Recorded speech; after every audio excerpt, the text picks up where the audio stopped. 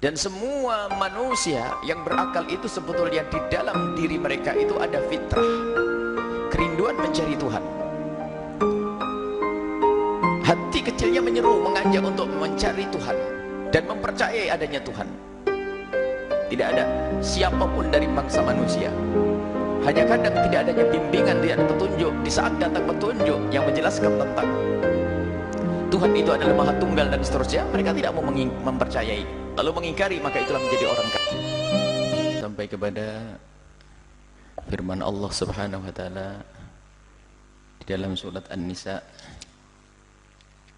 Kita sampai kepada firman Allah surat An-Nisa ayat ke-147. A'udzubillahi minasyaitonirrajim. Bismillahirrahmanirrahim.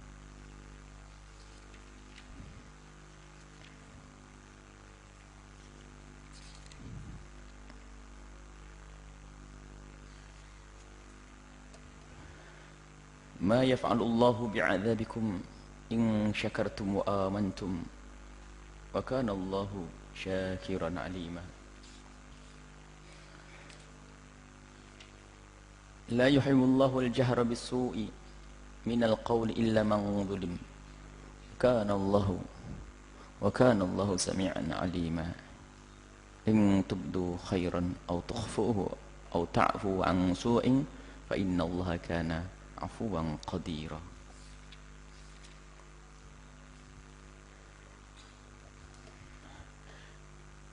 Pada pertemuan yang lalu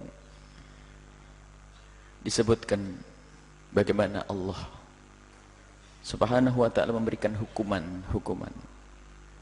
kepada hamba-hamba yang membangkang, melanggar Allah dari orang-orang kafir, kemudian dari orang-orang munafik yang menampakkan secara lahir bergabung bersama Rasulullah, akan tapi batinnya adalah memusuhi Nabi SAW. Diberi oleh Allah hukuman kecuali mereka yang bertobat. Orang-orang munafik tempatnya adalah di dasar neraka Jahannam, fi darkil asfal minan nar. Kecuali mereka yang bertobat, kemudian mencoba untuk berbenah diri, kemudian berpegang dengan kitab Allah, berpegang dengan aturan-aturan Allah, mereka itulah orang yang selamat. Mula-mula munafik tapi dia sadar.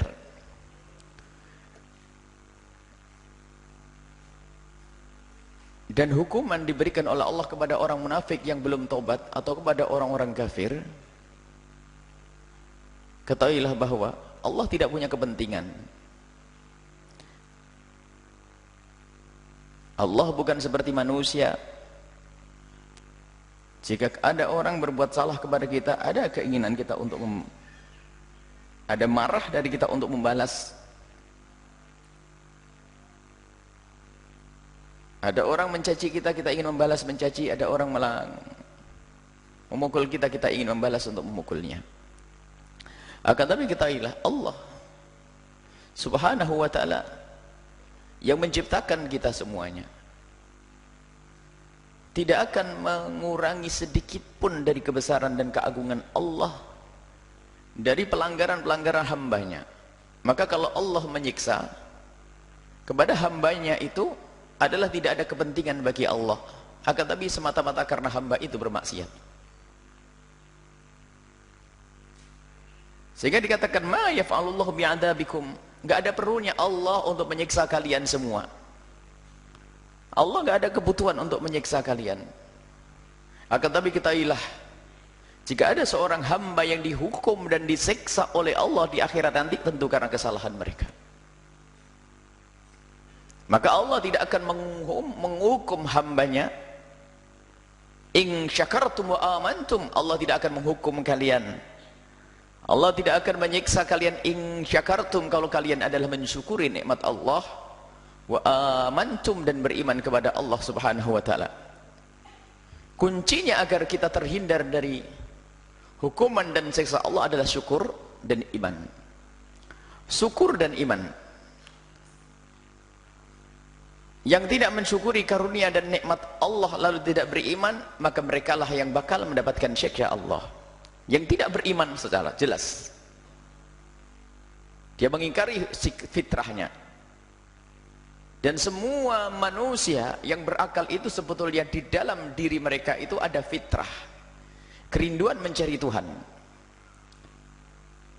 Hati kecilnya menyeru, mengajak untuk mencari Tuhan dan mempercayai adanya Tuhan. Tidak ada siapapun dari bangsa manusia, hanya kadang tidak adanya bimbingan, tidak ada petunjuk. Di saat datang petunjuk yang menjelaskan tentang Tuhan itu adalah Maha Tunggal dan seterusnya, mereka tidak mau mempercayai, lalu mengingkari, maka itulah menjadi orang kafir. Sehingga yang namanya mencari Tuhan itu adalah sudah menjadi fitrah manusia. Kalau kita menemukan perkumpulan manusia dimanapun mereka berada, pasti mereka mempercayai adanya Tuhan, hanya kesalahan mereka adalah tidak ada bimbingan dari wahyu dan syariat, sehingga ada yang menuhankan raja mereka, ada yang menuhankan matahari, ada yang menuhankan api, ada yang menuhankan pohon besar, dan ada yang menuhankan binatang.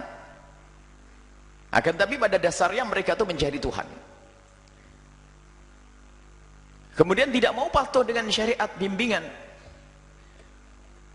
Di saat adanya utusan Allah yang menjelaskan bahwasanya Tuhan adalah Maha Tunggal, mereka tidak mau mendengar, tetap menduakan Tuhan atau menyembah Tuhan yang berbilang dan seterusnya. Maka ini adalah orang yang tidak punya iman, orang kafir, maka itulah yang akan diseksa oleh Allah Subhanahu wa taala. In syakartum, atau syukur, orang yang tidak bersyukur. Diberi oleh Allah bermacam-macam karunia, akan tapi ketahuilah, di saat karunia-karunia itu tidak digunakan sebagaimana yang Allah anjurkan sesuai dengan petunjuk Allah, maka ketahuilah dia telah tidak mensyukuri nikmat tersebut, maka orang inilah yang akan diseksa oleh Allah Subhanahu wa taala. Allah memberi kepada seorang hamba karunia, apakah itu mata atau harta atau tahta atau apapun yang Allah berikan kepada hamba tersebut, maka ketahuilah hamba ini akan ditanya akan nikmat tersebut. Jika tidak mensyukuri nikmat hartanya, lalu dia gunakan harta tersebut untuk yang Allah murkai, maka ketahuilah hamba ini pun akan mendapatkan seksa dari Allah. Jadi Allah menyiksa hamba tersebut karena dia sendiri yang memilih itu, memilih untuk diseksa, sehingga menjadilah dia orang yang kikir. Punya mata digunakan untuk melihat yang haram, semoga Allah mengampuni kita. Punya anak, lihat nikmat dari Allah Subhanahu wa taala, akan tapi tidak disyukuri. Yang syukur sesungguhnya adalah bagaimana menggunakan apa yang Allah berikan kepadanya sesuai dengan apa yang Allah inginkan. Dan semua yang Allah inginkan, sebab Allah semua yang Allah inginkan adalah demi kemaslahatan umat dan bagi kemaslahatan bangsa manusia itu sendiri. Tidak ada larangan-larangan yang Allah larang kecuali juga kembali kepada manusia itu sendiri. Apapun itu, mulai dari yang namanya minuman keras, dilarang oleh Allah karena ini akan merusak akal seorang manusia, sehingga minuman keras atau cabang-cabangnya yang selama ini menjadi yang namanya ekstasi dan seterusnya, atau sabu-sabu dan seterusnya, ini akan mengganggu akal dan merusak akal. Dan tujuannya adalah dilarangnya ini semua karena untuk menjaga sesuatu yang paling bernilai pada manusia, yang sangat bernilai, yaitu akal. Dan orang berakal tentu tidak mau dibilang gila. Sementara kalau minuman keras itu menjadikan seorang itu setengah gila atau paling tidak kayak gila karena hilang akal. Maka apa yang telah dilarang oleh Allah tentu untuk kebaikan manusia itu sendiri. Perzinaan, lihat, bercampur aduknya nasab, lihat, melampiaskan syahwat dengan cara yang haram, melampiaskan syahwat dengan cara yang haram. Akibatnya mulai bukan sekedar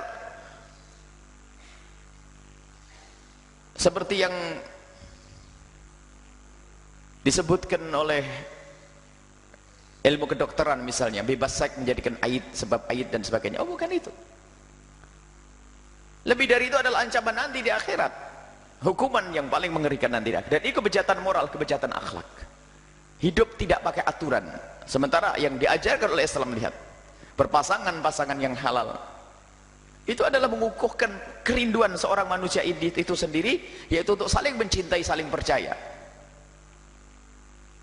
Sehingga dengan bebas seks itu sendiri, hati kecil semuanya tidak mau dan tidak rela. Kecuali karena di saat mereka itu sudah dikuasai oleh syahwat dan hawa nafsunya, dan mereka tidak bisa menikmati secara sesungguhnya kecuali menikmati sesaat.